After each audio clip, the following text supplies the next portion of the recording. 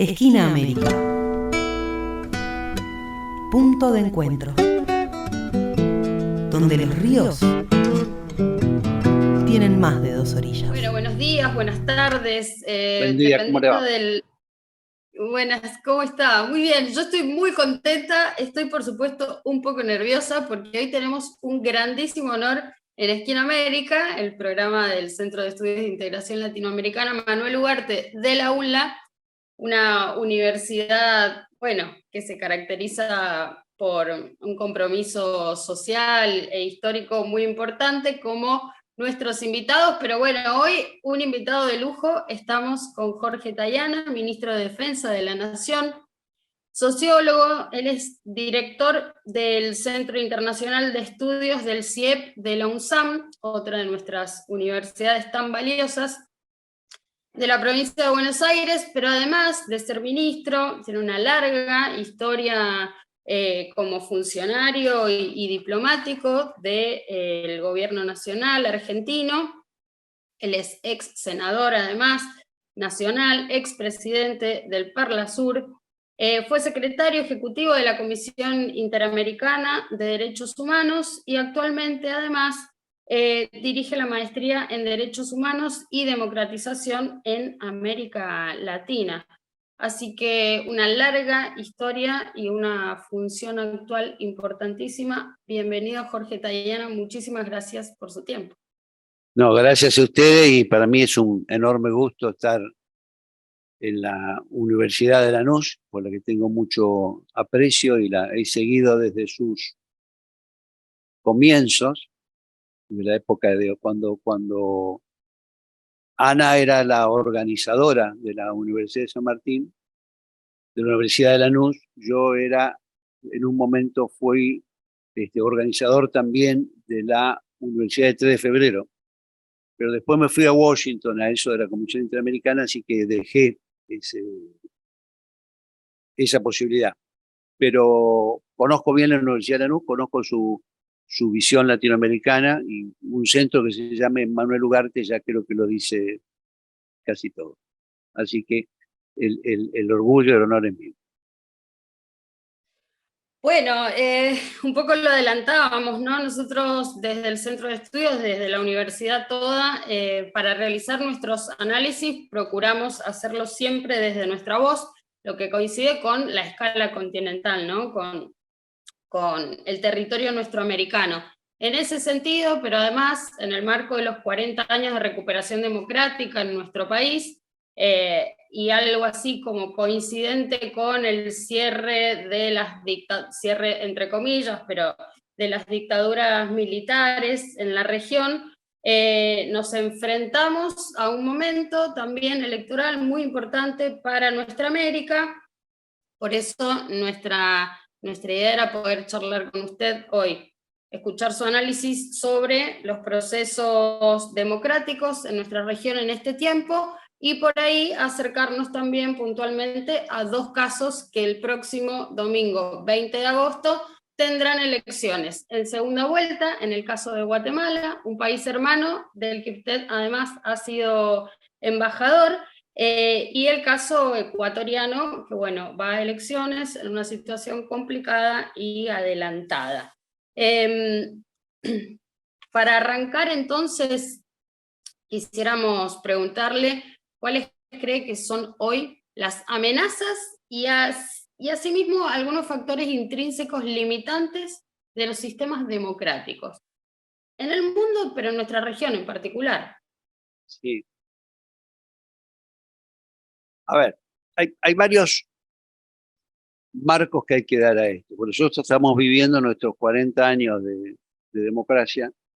Nunca antes tuvimos 40 años de democracia. Es decir, no solo son 40 años seguidos ahora, sino que antes nunca tuvimos más de, en realidad, los 10 años del primer gobierno peronista, el pequeño periodo de interrupción 73-76, con muchos problemas ya, pero después no hubo democracia plena, pues las otras democracias digitales fueron restrictivas. La de Frondizi fue con prohibición del peronismo, la de Ilia también, y las de Irigoyen, que fueron las primeras democracias de Alvear, Era una democracia, sí, con la ley Sáenz Peña, universal y el voto secreto, pero excluía a las mujeres, que vienen a ser la mitad de la población. Así que también eran democracias que de alguna manera podemos mirar en completa, aunque sí funcionaba el sistema de partidos, el Congreso. Los 40 años encuentra al país, además, en un proceso electoral que es complejo, pero básicamente quiero poner el acento en que hay un cierto cuestionamiento en muchos de los países occidentales a la democracia tal como se ha desarrollado en estos años, en estos 40 años, que son años de dos o tres fenómenos muy presentes y muy particulares. Uno es una revolución tecnológica, todos los días, que está cambiando la forma de vida. Otro es un cambio en las relaciones de poder entre los países. El poder se está desplazando del oeste al este, del Atlántico al Pacífico, y de un poder que luego de la caída del muro era unilateral, se vamos pasando paulatinamente y en un proceso que va a llevar tiempo a un proceso de multipolaridad. En el medio tenemos una cierta parálisis del sistema de Naciones Unidas y nada de eso se va a resolver fácil. Y el pasaje de la unipolaridad a la multipolaridad en general se da con tensiones, con fricciones, con conflictos. La guerra en Ucrania es uno de esos conflictos, pero hay muchos en muchas partes del mundo. Respecto de la democracia liberal, el sistema de partidos, separación de poderes, el esquema Montesquieu, que es el que está en general en los países occidentales, en América Latina y en parte de la periferia del centro de Europa,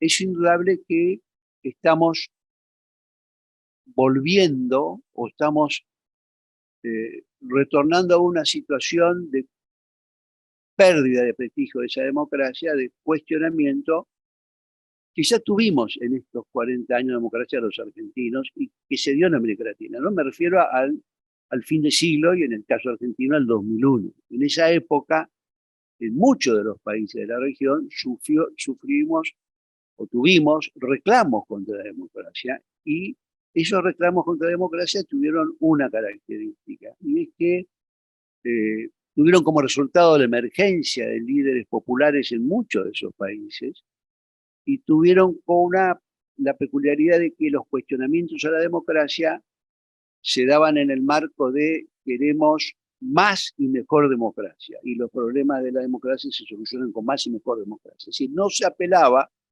a los mecanismos autoritarios tradicionales de hacer intervenir las Fuerzas Armadas, etcétera, etcétera. Eso había desaparecido. Ahí surgen estos gobiernos populares que tienen un periodo de auge, lo que en general se conoce como la década ganada en toda la región, que fue seguida después de la crisis del 2008, que cuando comienza en realidad el declive, con diferencia de todo este proceso, comienza un declive económico fuerte en la región y un proceso de disminución del crecimiento, que ya estaba previsto. Yo recuerdo reuniones en el 2014 o 2015 en la CEPAL, en Santiago de Chile, donde se decía todo lo que viene en los próximos 5 años es negativo para el crecimiento de la región, no de un solo país. Todo va a andar mal. Y eso pasó, y se transformó en la segunda década, que iba a ser la década de América Latina, así decían todos cuando comenzó. Cuando comenzó en el 2010, la década esa iba a ser la década de América Latina en el mundo. Bueno, no lo fue, no solo no lo fue, sino que se profundizaron en muchos países los problemas, y sobre todo el rasgo que es común a la financiarización del mundo, que es el crecimiento de la desigualdad. Si la desigualdad se ha extendido en todo el mundo, y junto con la desigualdad se ha extendido también en muchos casos la pobreza, que había logrado sensibles reducciones. Eso está pasando en el marco de otros procesos, ¿no? Tenemos un proceso migratorio en América Latina, en África, en parte en Asia, en Europa. Tuvimos la pandemia, o todavía tenemos la pandemia, ¿no? O por lo menos muchas de las consecuencias están apareciendo ahora, ¿no? Todo el debate que hay ahora sobre los niños y los jóvenes que sufrieron la pandemia era un debate que no estuvo presente al principio de la pandemia. Al principio de la pandemia estábamos preocupados por los adultos mayores que se iban a morir, porque eran los más sensibles o más frágiles, pero efectivamente muchos fallecieron, más que los jóvenes, pero los que se recuperaron y tenían más herramientas para recuperarse. En vez, los chicos de preescolar, de primaria y los adolescentes, cuyos centros de identidad lo dan los amigos, emergen ahora con una serie de cuestiones o de problemáticas que no están. En general y vale para nosotros, la democracia está hoy con dos tipos de cuestionamientos. Un cuestionamiento al carácter efectivo de la misma, en qué medida toma y hace propio los problemas de la mayoría, si los interpela y los trata de resolver. Y ese es un punto de vista político, que tiene que ver con si es más representativa, menos representativa, que se piensa de los políticos, de los partidos. Se han pasado partidos tradicionales a coaliciones, son más volátiles las condiciones del voto, hay descenso en los porcentajes de votación. Eso que pasa en la Argentina, que muchos no van a votar, está pasando en casi todos lados, por lo menos.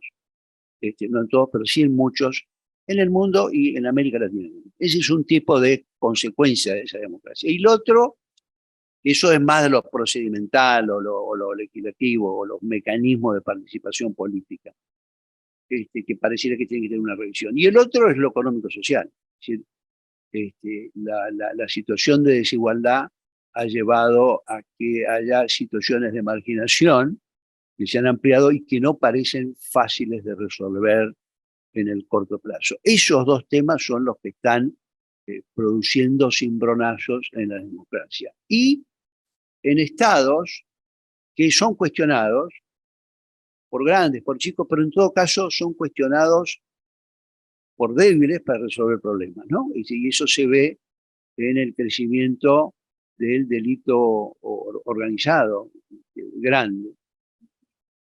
Hay países donde esto es muy visible, ¿no? Ecuador, uno de los países con más alta seguridad y menos criminalidad de América del Sur, tiene unos índices buenos, y hoy se ha transformado, lo estamos viendo en estos días, en una situación con niveles de delito y de criminalidad organizada, incluso vinculado a la entrada de carteles del narcotráfico, no solo locales, sino básicamente extranjeros, que era impensado 10 o 15 años atrás. Así que ese es el panorama general. Nosotros tenemos nuestra propia situación, pero esa es otra conversación más larga, que es cómo se da nuestro proceso electoral en el medio de un país tan endeudado, que atravesó además la sequía y que tiene una tensión en tanto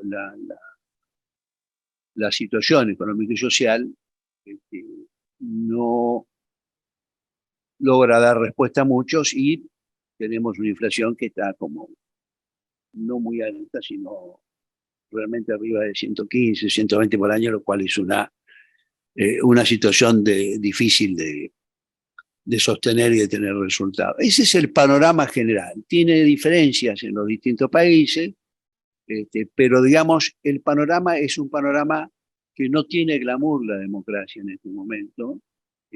Tiene cuestionamientos, y tiene cuestionamientos también por sus resultados, ¿no? Y la vida y las posibilidades de la gente, que se creía que la revolución tecnológica iba a ser más accesible, sobre todo ahí pensando en una clase media que accedió a estudios universitarios, y que se pensaba que, bueno, una vez que accedió a estudios universitarios, la vida estaba más o menos garantizada. Eso pasa acá, pero pasa en Europa y pasa en Estados Unidos, ¿no? En Estados Unidos, ayer leía en el New York Times cómo los jóvenes de 20 y tantos a 30 y pico no pueden ni siquiera alquilar un lugar para vivir, porque se supone que el alquiler es más o menos el 30% del salario, y ahora es el 50, el 60 en Estados Unidos. Y eso hace a que haya roommates y que hagan vida de estudiantes, como era la serie de Friends, ese tipo de todos conviven en una misma casa porque una casa no la pueden alquilar, no tienen auto, tienen bicicleta. Eso es en Estados Unidos, que incorpora una situación laboral siempre, donde hay sí un estancamiento del salario real, pero donde hay trabajo y hay una máquina económica que es bastante más poderosa. Los problemas de Europa los vemos en los diarios también, y si no, basta recordar las manifestaciones en Francia o en el Reino Unido, bueno, en varios lados me parece que está tanto el tema económico como el tema político. ¿Qué hay de novedoso en lo político? En lo político lo que hay de novedoso es que después de la caída del muro y después de la década de gobiernos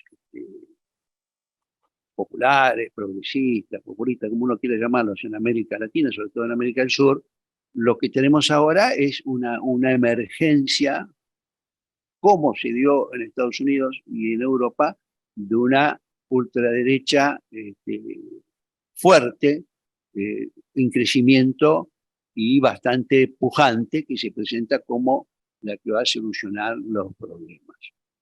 En líneas generales, para terminar, creo que con muchas diferencias, pero si uno tuviera que establecer alguna comparación, tendría que irse casi un siglo atrás, ¿no? Y decir que los 20 del siglo XXI son bastante parecidos a los 20 del siglo XX, a los años locos, que terminaron en el fascismo, y en el malestar de la cultura, y en la decadencia de Occidente, de Oswald Spengler, es decir, toda esa visión más pesimista sobre el futuro, unido ahora a, que no mencione, al tema del cambio climático, que también no solo existe, sino que además lleva, ante la incapacidad de modificar las condiciones que lo han hecho crecer, a también un cierto pesimismo acerca del futuro. Es decir, los jóvenes que estudiaron y que les iba a ir bien y que íbamos a modificar el clima y que iba a haber menos desigualdad y todo eso, están viendo que eso es difícil de conseguir y no se ve por el lado de los caminos progresistas, sino que por el contrario, los que aparecen con propuestas salvadoras suelen ser los sectores de derecha y de ultraderecha que han emergido y gobiernan en varios países de Europa, y si no gobiernan están cerca del gobierno. Eso era un panorama general. En donde ha abierto una serie de elementos importantísimos y de distinto orden, ¿no? Para pensar la situación.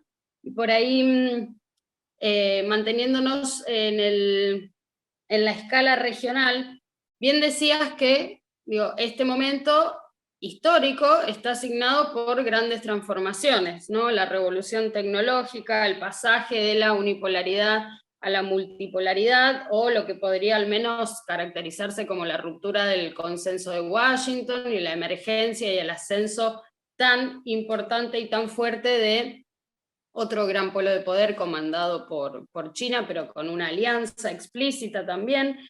Y en todo eso el conflicto, y en todo eso lo que Gramsci diría, bueno, los monstruos, ¿no? También en plena crisis, entre lo viejo que no termina de morir y lo nuevo que no termina de nacer, bueno, aparecen estos fenómenos, ¿verdad? Pero yo digo, retomando la cuestión de la región y estas transformaciones, que también en la órbita de la estrategia o en la cuestión militar sufre transformaciones, y muchos hablan de la guerra multidimensional, ¿no? Esta guerra que se da en distintos aspectos que tienen que ver con la vida social y con la vida humana, desde lo financiero, energético, alimenticio, hasta la guerra psicológica. Pero hay una dimensión de esa guerra que en nuestra región opera de manera muy fuerte, muy contundente, con la connivencia de los actores concentrados de la economía, de los medios y de la política, que es el aspecto jurídico.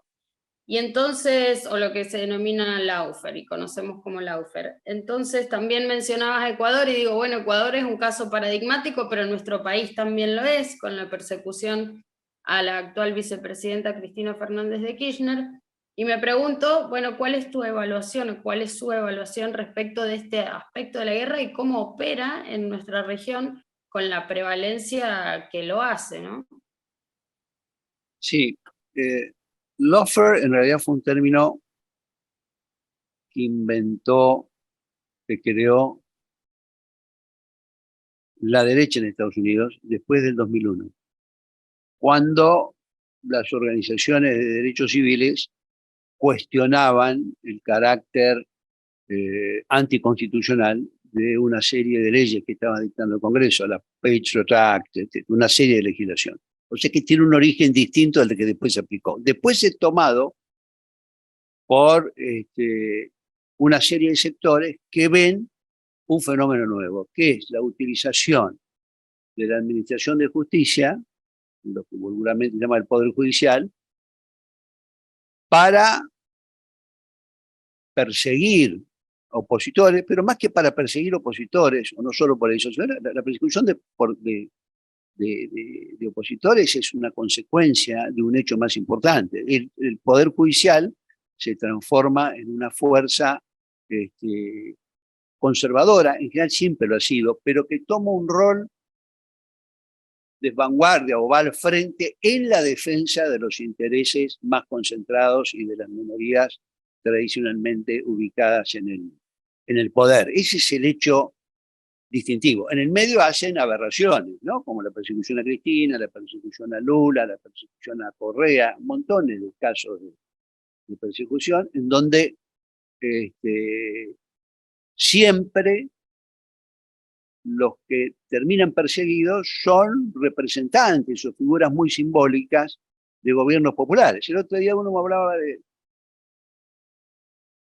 no debería hablar mucho de otros países, pero el otro día uno me hablaba de Colombia y me decía que claro, que los dos presidentes que han sido perseguidos y acusados de vínculos al narcotráfico han sido los dos presidentes de centroizquierda, Petro ahora y Samper antes. Esos son los únicos que sufrieron cosas y sanciones de Estados Unidos que le quitaron el pasaporte y denuncias. Todos los otros, ninguno tuvo nada, a pesar de que todo el mundo reconoce que en realidad el narcotráfico, en el caso de Colombia, ha sido tan infiltrado que todo el sistema político ha estado de una, directa, indirectamente, sabiéndolo, no sabiéndolo, en fin, y todo eso son responsabilidades ya de otro tipo, pero eso no aparece. O sea, la pregunta tiene que ver más, además de la utilización de la herramienta jurídica. Siempre la herramienta jurídica ha sido utilizada en favor de los poderosos, y eso es una cosa. El Poder Judicial es creado en la división de poderes de Montesquieu como un poder conservador, el poder que tiene que poner el freno, el equilibrio a las demandas desorbitadas que puede tener un Congreso populista o un presidente. Esto viene de la Revolución Francesa, digamos, ¿no? De la Asamblea. La Asamblea es la que dominan los jacobinos y los jacobinos hacen en un momento más cosas de las que quería el poder.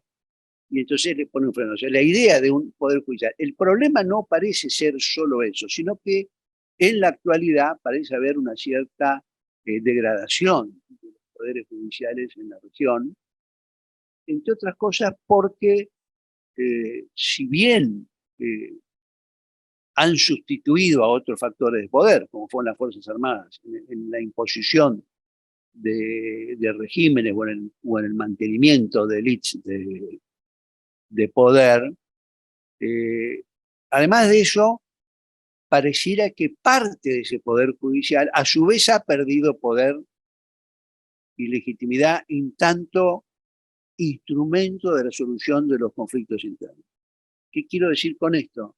Quiero decir que hoy buena parte del poder que residía en esos jueces, en esas cámaras, en esas cortes de justicia, hoy está transnacionalizado. Hoy es el CIADI el que resuelve qué tiene que pagar la Argentina. Hoy estamos todos pendientes si el juicio de YPF, si se desarrolla en New York, donde no está ni Repsol ni YPF, pero por la expropiación, Argentina va a tener que pagar, no va a tener que, y lo decide la jueza del Distrito Sur de Manhattan, que poco tiene que ver con Argentina, poco tiene que ver, y no es ni siquiera un acuerdo del CIADI, los casos del CIADI también son otros, o sea, hay muchas instancias internacionales de solución de controversias y son las realmente importantes y las que realmente garantizan el mantenimiento del poder del statu quo, sobre todo a los grandes poderes concentrados y en particular el poder financiero, que es un poder además que está a apretar una tecla de perder toda presencia. No es un señor terrateniente de un campo que si esclaviza a los peones del campo usted puede sancionarlo o expropiarlo. No hace, aprieta un botón, sacó sus acrescencias de la Argentina y no hay forma de responsabilizarlo porque esos sistemas temporales. Eso creo que crea también toda una transformación en la relación de poder y son pérdidas de poder para los estados nacionales, más allá de la calidad o no de esa administración de justicia y más allá del uso que se haga de la misma, que indudablemente en la medida que tiene menos poder también quizás actúa con menos fortaleza o con menos adhesión a principios jurídicos que tengan que ver con la justicia o con la equidad o con derechos que conocen. Mejor dicho, yéndonos directamente al caso Guatemala, porque ante cada respuesta suya, la verdad es que se abren una serie de preguntas para mí que digo, no están previstas, pero sí queremos aprovechar entonces para preguntarle. En el contexto de avasallamiento de la participación política del movimiento Semilla, ¿no? Y en un enfrentamiento abierto que está teniendo el oficialismo guatemalteco con esta fuerza y con su candidato Bernardo Arévalo. ¿Cómo evalúa usted la emergencia del movimiento político Semilla, bueno, con la historia que tiene, ¿verdad?, su dirigente Arévalo, y la situación de cara a esta segunda vuelta electoral?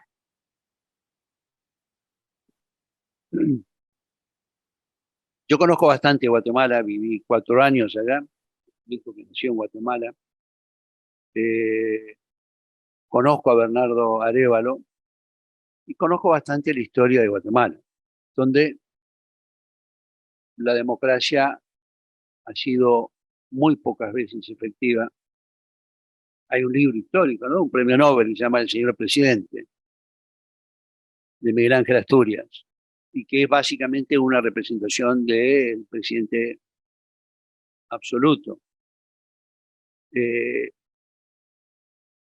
O sea que después de eso, después de esa época de Unicat, hubo una revolución, que es la revolución del 44, que es la revolución democrática, que gobernó 10 años. El primer presidente de la revolución democrática es Juan José Arévalo, el papá de Bernardo Arévalo, que vivía en la Argentina, vivía exiliado en la Argentina, fue profesor docente acá en la Universidad de Cuyo y de Tucumán, si no me equivoco, varios años, era un pedagogo destacado. Escribió algunos libros memorables, muchos, varios. El más conocido, su título lo indica todo, es El tiburón y las sardinas.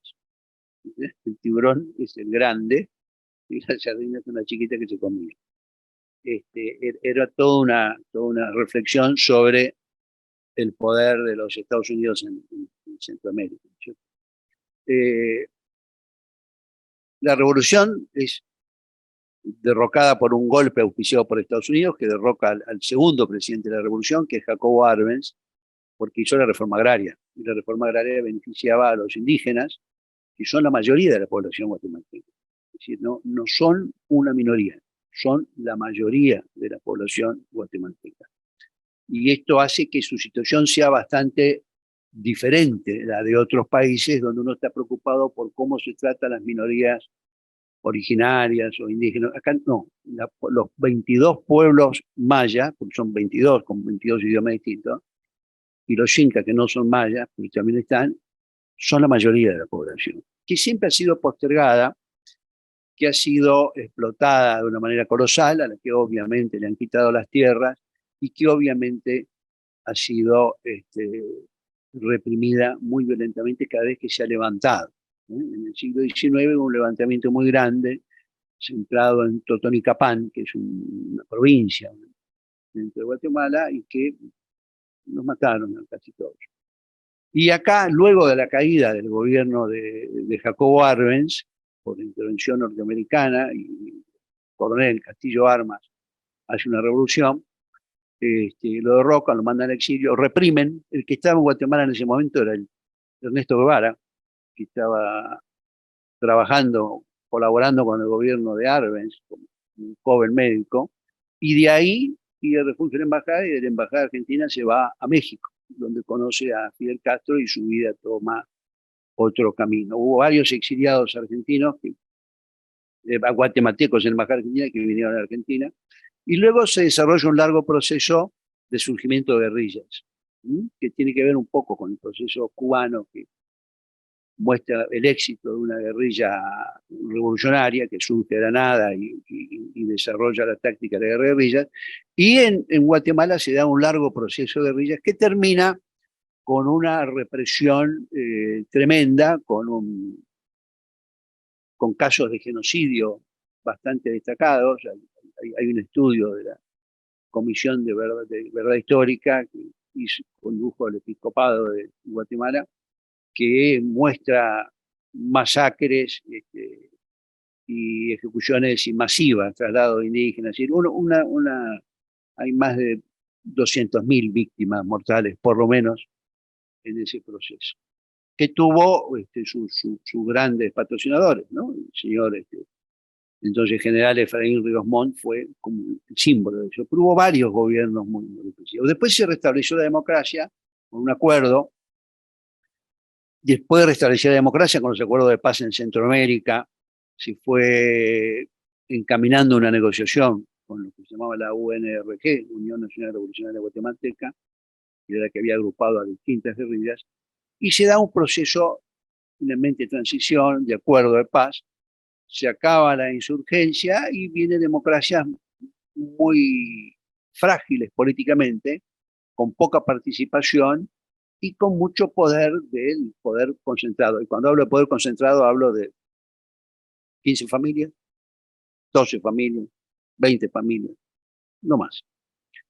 Que uno los encuentra en el consejo, en el cabildo de Antigua Guatemala de 1630 y pico, los mismos apellidos. O sea que el cambio en Guatemala ha sido poco.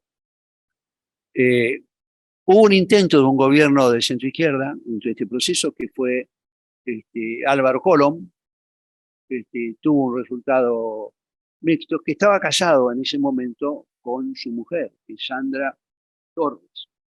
Luego se divorcian y señalo esto porque Sandra Torres es la candidata que hoy encabeza, pero no la centroizquierda, sino la derecha, y se transforma en la representante de lo que es el grupo concentrado de los empresarios, y gana el primer puesto en las elecciones con muy pocos votos, queda muy fraccionado. Segundo, entra el movimiento Semilla, que es la reconstrucción de esa cierta izquierda con apoyo indígena, y que encabeza el hijo de Juan José Arevalo, Bernardo Arevalo. Y le pusieron todas las trabas que pudieron de no reconocerlo, de limitarlo, todo eso, y sin embargo salió segundo y entró en el balotaje. Ese balotaje es el que se va a hacer.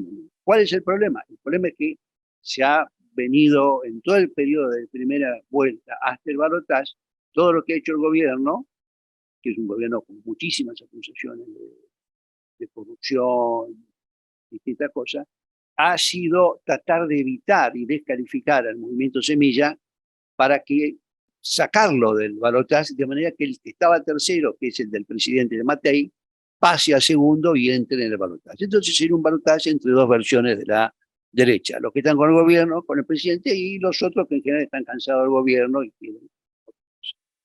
Esa es la pelea que ha dado Bernardo Arevalo. Eso se ha tratado en Loea la semana pasada, y las elecciones son el domingo que viene. Las posibilidades de ganar de Bernardo Arevalo son buenas, pero en realidad lo que necesita es una vigilancia y un apoyo internacional grande. Es decir, en Guatemala había una institución de Naciones Unidas que protegía y apoyaba todo el sistema de persecución de delito y del apoyo a la administración de justicia. Y eso lo expulsaron de Guatemala para sacar Naciones Unidas y hacerlo desde adentro. Así que ahí se juega una cosa muy importante. Yo estoy en contacto con Bernardo porque lo conozco y somos amigos hace bastantes años, y espero que tenga la mejor de la suerte por él, porque lo quiero, lo tengo afecto, pero sobre todo por Guatemala, que es un pueblo enormemente sufrido, enormemente valiente y de una riqueza cultural y de una belleza física extraordinaria. Eso respecto de Guatemala. Vamos a ver el nivel de participación.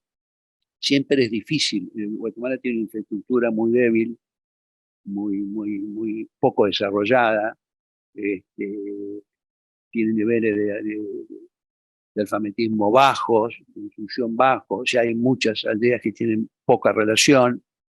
Hay también un desarrollo fuerte del narcotráfico, que ha tenido algunas infiltraciones en el gobierno, y que en partes del territorio, sobre todo en el norte del Petén, que es donde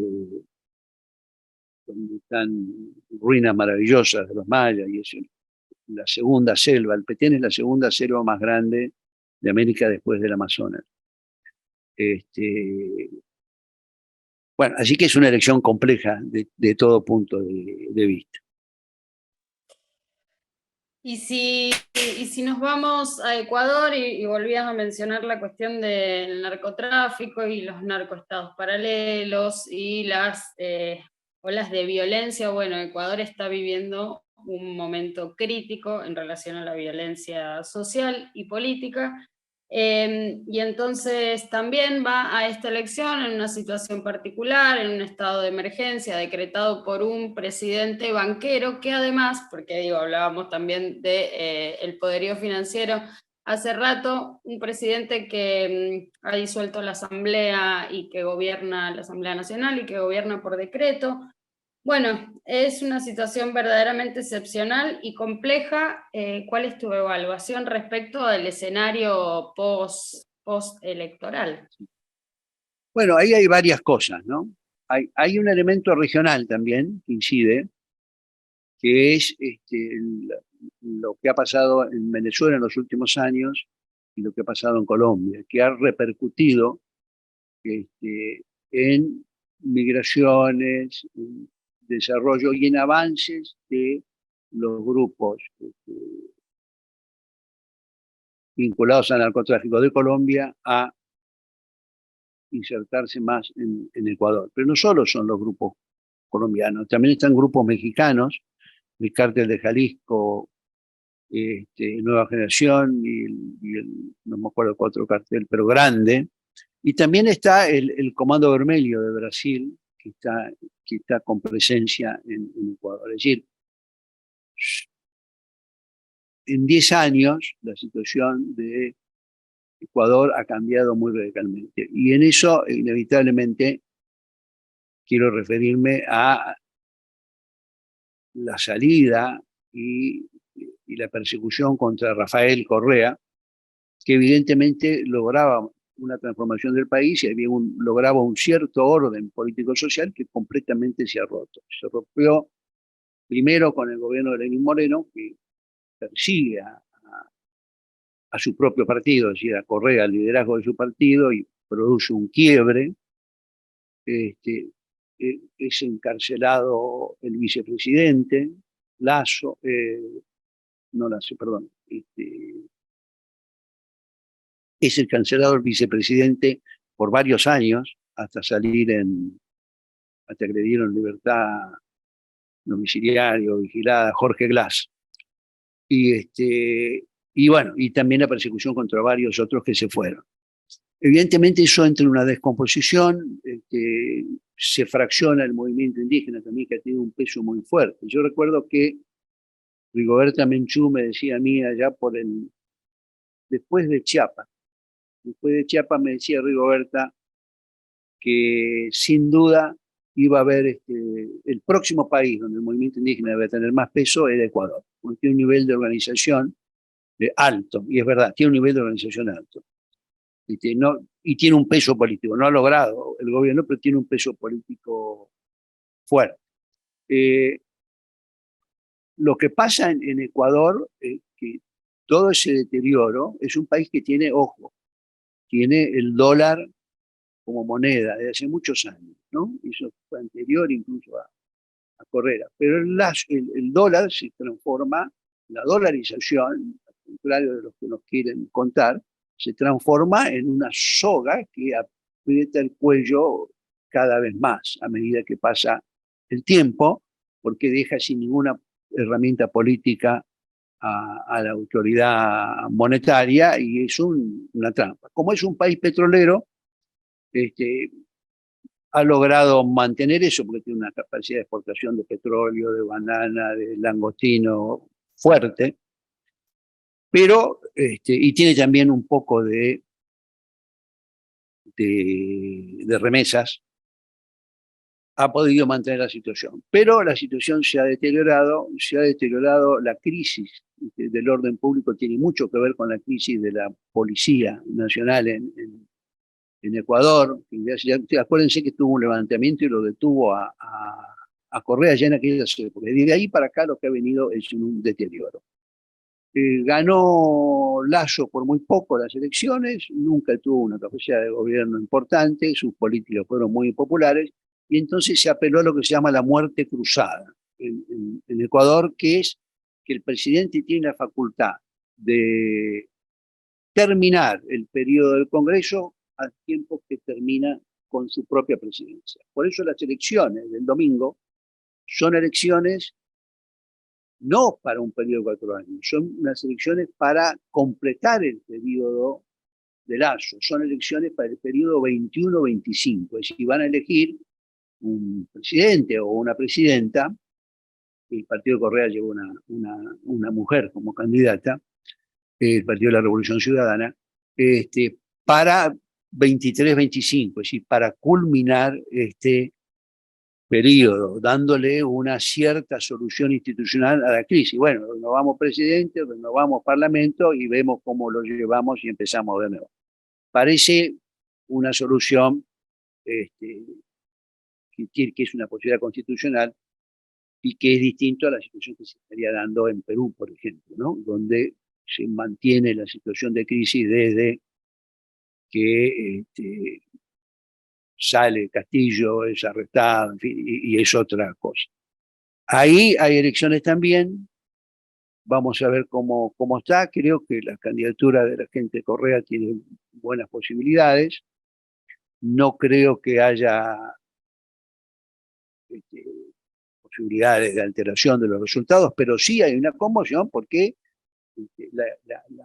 la intervención de los narcos se ha mostrado de una manera brutal, matando a uno de los candidatos, y después con esa conferencia de prensa extraordinaria donde se quejan de la clase política porque ellos pagan toda la campaña, dicen, y sin embargo después no les cumplen lo que les habían prometido. Es una especie de uno no sabe si es verdad eso que está viendo al principio o es una cosa que no es en serio, porque reclaman conducta a aquellos que manejan narcos. En todo caso, está claro que esos narcos se ha desplazado mucho, es el principal exportador hoy Ecuador, a Estados Unidos y a Europa, y indudablemente la presencia del narco ha infectado o está presente en casi todas las instituciones y eso es un problema de muy compleja resolución.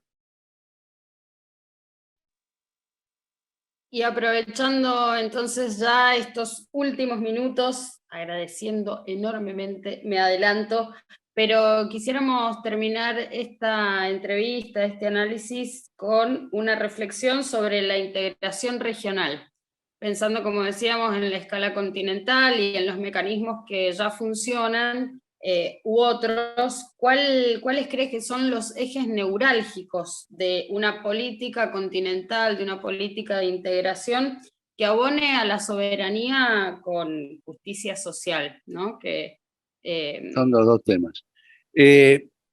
Bueno, hay una realidad que es la América Latina y caribeña, que tiene realidades muy disímiles. La problemática de los países caribeños es bastante distinta a la nuestra. Muchos son además islas que tienen un problema central con el cambio climático. Llega a subir 1 metro el agua y se quedan casi sin país, o por lo menos sin la mitad de infraestructura, que tiene mucho turismo.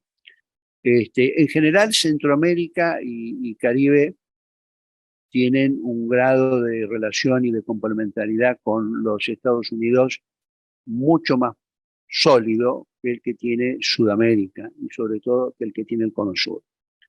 Por eso yo creo que la prioridad de la integración está en Sudamérica. ¿Por qué primero, ¿por qué es prioridad la integración? Bueno, es prioridad la integración porque es obvio que vamos después de una oleada de globalización así más amplia, no se ha acabado la globalización, pero hay un fortalecimiento vía el reshoring, el nearshoring, todo eso, de los cercanos, o sea, un fortalecimiento de la integración con los vecinos. Eso vuelve a poner lo que se había planteado como prioridad en la primera década, que fue la integración en América del Sur y la creación de la UNASUR en su momento, y el fortalecimiento del Mercosur. Creo que sigue siendo Mercosur y UNASUR las dos claves para la integración. Después los gobiernos conservadores se dedicaron a demolerlo eso, y la reconstrucción va lenta y compleja, no es un proceso evidentemente sencillo. ¿Por qué además tiene más posibilidades de hacerse acá? Bueno, porque acá en el sur, en el Cono Sur y en el Mercosur, la complementariedad con Estados Unidos es más baja. Tenemos un nivel de competencia en los mercados, sobre todo agrícolas, que es alto, si son rivales nuestros. Y además porque los acuerdos de libre comercio, como los que se plantearon en algún momento, o como el que tiene México con Canadá y Estados Unidos, son muy difíciles de pensar en Argentina, en Brasil, porque destruiría completamente el tejido industrial que a duras penas se ha podido mantener y desarrollar, pero que sin embargo tiene muchas posibilidades y perspectivas de crecimiento en la medida que se consolide un mundo multipolar, donde no creo que solo sea Estados Unidos, China, que hay varios actores emergentes, y podemos citar a Turquía, podemos citar a la India, podemos citar a Indonesia, podemos citar el mismo Brasil, y bueno, y esperemos que la Argentina pueda recuperar un camino de crecimiento y desarrollo con justicia social. Bien, muchísimas gracias, Jorge Tayana, ministro de Defensa de la Nación Argentina, nuestro ministro, sociólogo, director del Centro Internacional de Estudios Políticos de la Universidad Nacional de